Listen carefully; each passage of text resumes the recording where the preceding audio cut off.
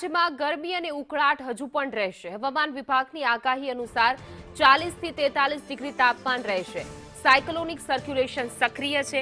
સુરેન્દ્રનગરમાં સૌથી વધુ 44.5 ડિગ્રી તાપમાન નોંધાયું છે, તો અમદાવાદમાં 42.1 ડિગ્રી, ડીસામાં 42.3 ડિગ્રી, જ્યારે ગાંધીનગરમાં 43 ડિગ્રી તાપમાન નોંધાયું છે। વડોદરામાં 42.6 ડિગ્રી, સુરતમાં 41.9 ડિગ્રી, તો ભુજમાં 42.6 ડિગ્રી તાપમાન નોંધાયું છે। કંડલામાં 42, અમરેલીમાં 43.3 ડિગ્રી, ભાવનગરમાં 41.2 ડિગ્રી, તો રાજકોટમાં 43.5 ડિગ્રી તાપમાન નોંધાયું છે। હજુ પણ તાપમાન 42-43 ડિગ્રી આસપાસ રહે તેવી હવામાન વિભાગની આગાહી છે।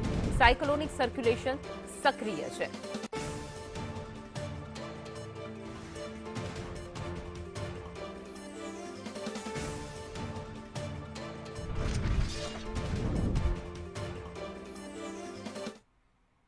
તો વડોદરામાં ગરમીમાં રોડનું સિલકોટ કામ વાડી ટાવરમાં ચીકણા રોડ પર વૃદ્ધ પડ્યા છે।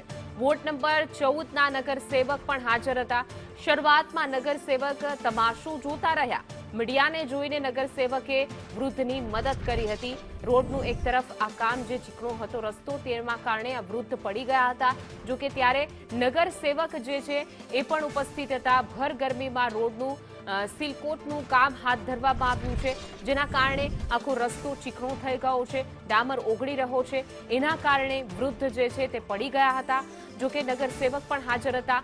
સૌપ્રથમ તો તેઓ તમાશો જોવામાં વ્યસ્ત રહ્યા, ત્યારબાદ મીડિયા અને કેમેરાને જોઈને મદદ કરવા માટે દોડી આવ્યા હતા।